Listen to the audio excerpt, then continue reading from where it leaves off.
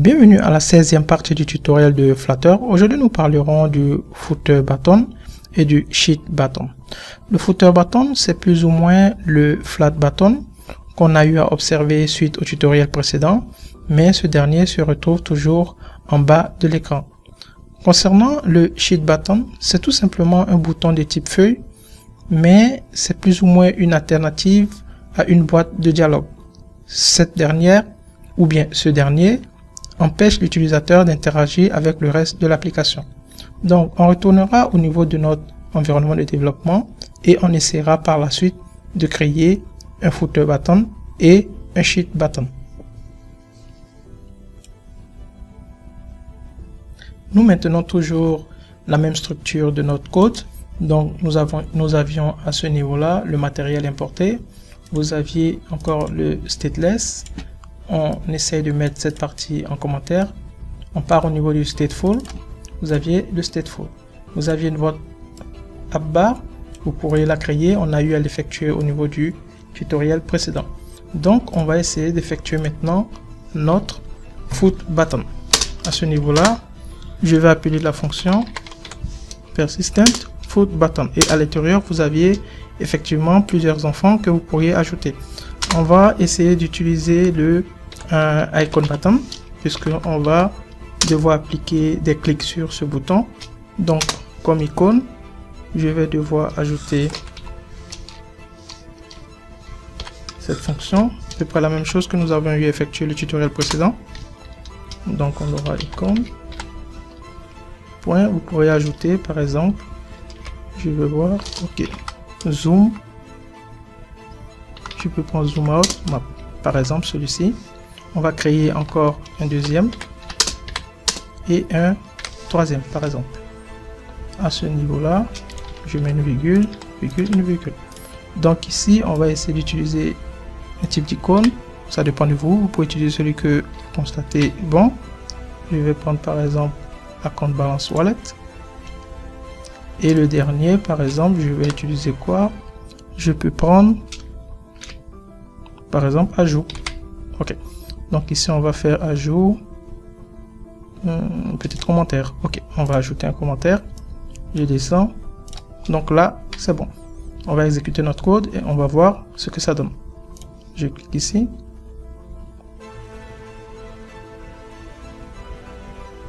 Et vous voyez à ce niveau là, vous aviez vos icônes qui ont apparu, mais ils n'ont pas d'action parce que on a le on-press qui est grisé. Donc qu'est-ce qu'on va faire? On va venir au niveau du state, on va créer notre variable par exemple, on appelle encore valeur, on va l'initialiser et après on crée notre fonction comme d'habitude. Donc c'est la même chose, je vais appeler ça show par exemple, et vous aviez la fonction. On va essayer de lui demander de nous afficher une information à l'intérieur. On va récupérer cette information. Donc on aura tout simplement un state suite au press afin d'effectuer. Donc on aura valeur qui va recevoir la valeur de A. Donc à ce niveau là c'est bon. Ce code là vous pouvez le réécrire sous une autre forme. Je vais vous montrer. On peut le réécrire de cette forme là. On supprime ça. Et pour le réécrire, vous utilisez des flèches. Après ça, vous utilisez votre stateful, votre set state.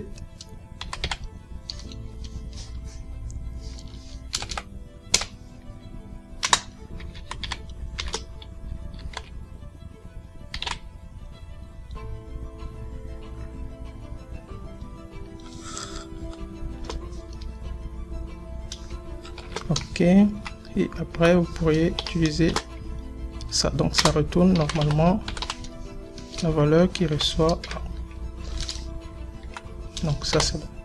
Donc vous aviez la possibilité d'écrire votre fonction soit de cette manière ou bien de cette manière là, et ça revient au même. Vous aviez le set state et ce set state à l'intérieur vous aviez les informations qui sont appliquées. Donc vous pouvez l'écrire soit de cette manière ou bien soit de cette manière. Donc on va partir maintenant au niveau de on click et on va devoir essayer d'effectuer le même procédé. On va appeler la fonction show.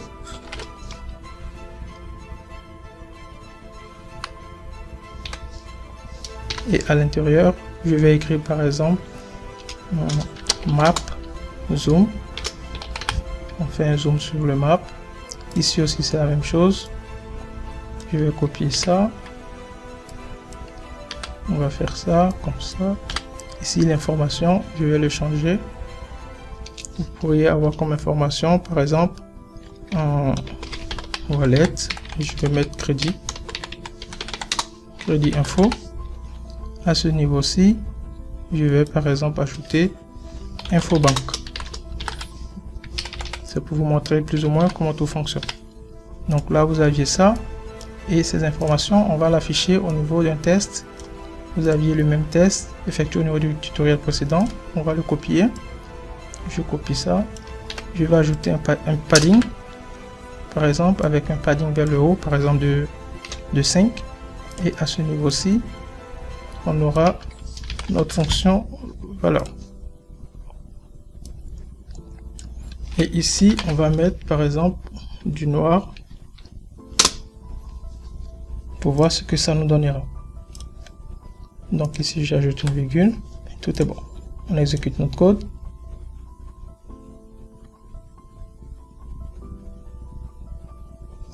Ok, donc là, vous voyez qu'ils sont maintenant actifs. Donc si je clique sur ça, ça ne fonctionnera pas parce qu'il y a une petite erreur à ce niveau-là. C'est la variable qu'on appelle. Donc il faut ajouter effectivement le signe $.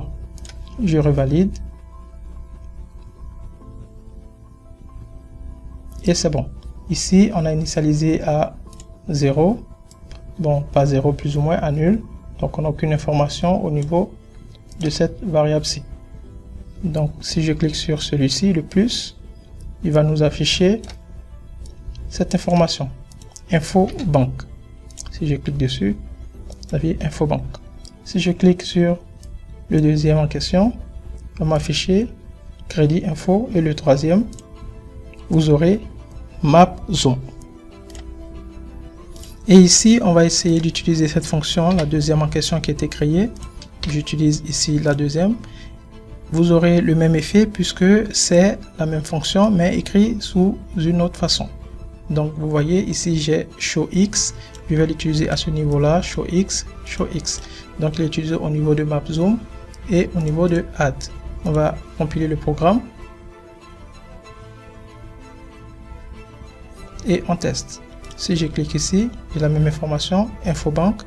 Je clique ici, crédit info. Je clique ici, map zoom. Donc vous aviez plus ou moins la même fonction et le code est le même. Donc on va partir maintenant effectuer un test concernant le sheet button. Donc on ira au niveau de notre stateful. À ce niveau-ci, au niveau du state, c'est bon. Donc ici on va créer notre fonction. Concernant le sheet button, vous aviez deux modes. Vous aviez le mode persistant et vous aviez celui qui est modal. On va essayer de créer un qui est modal.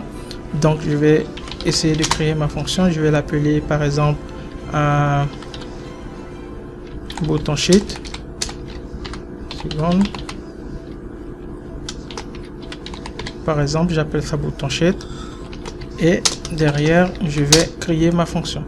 Donc ici, vous aurez le show modal bottom sheet, celui-ci, c'est bon.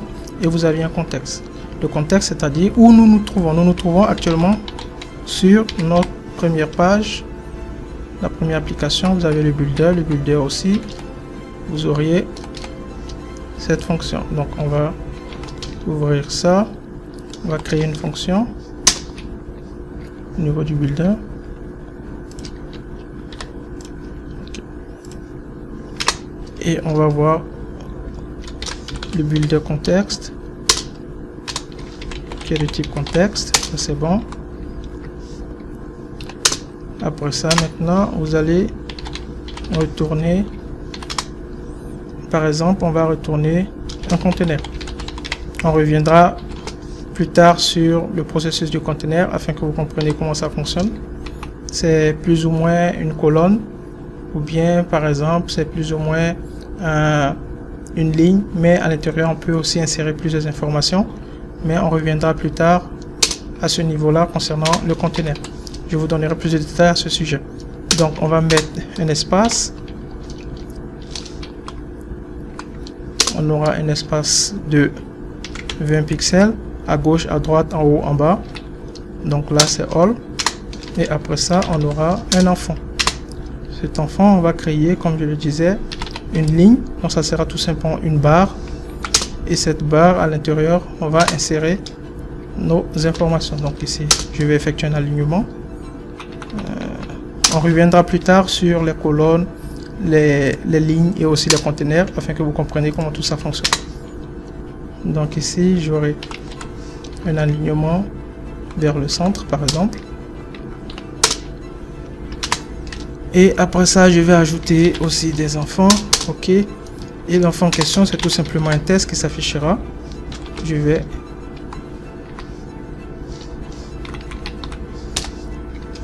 vais copier le test existant à ce niveau-ci. Je vais le coller de l'autre côté et le modifier. C'est tout. Donc c'est ça. Donc on a ça et à l'intérieur on aura par exemple, je peux mettre comme information un test. Tuto. Par exemple. Ok. Et après qu'est-ce qu'on va faire? On va devoir partir au niveau du corps du programme. Donc ici au niveau du body, donc on peut essayer de créer un bouton pourvu que lorsqu'on clique sur ce bouton ça va nous afficher l'information au niveau du shift button. Donc on va prendre par exemple le bouton, le raise button, ok, celui vu dans le tutoriel précédent. Vous aviez des clics. Pour le clic en question on peut appeler en même temps la fonction qu'on a eu à créer, c'est-à-dire la fonction button sheet, celui-ci. Je vais le copier.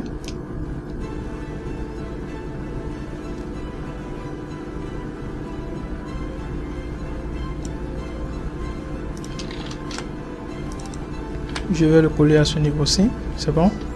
Et on va essayer d'ajouter un test à notre bouton. Donc je vais mettre test ici. On va l'appeler cliquez ici par exemple. Cliquez ici et c'est tout. Vous pourrez ajouter une couleur, la taille, ça dépend de ce que vous voulez. Je peux par exemple mettre un fond, on va voir, avec un style. Je vais copier ça. Je vais mettre un style, un fond. On verra ce que ça donne. Je vais formater mon code. C'est tout. Donc ici vous aviez votre bouton qui est là, qui appelle, pardon, vous avez votre bouton qui est là, qui appelle tout simplement cette fonction. Et c'est tout. Et cette fonction-ci, c'est le bouton sheet qui elle retourne un conteneur avec ce titre test. Donc on va essayer d'exécuter le code et vous verrez ce que ça donne.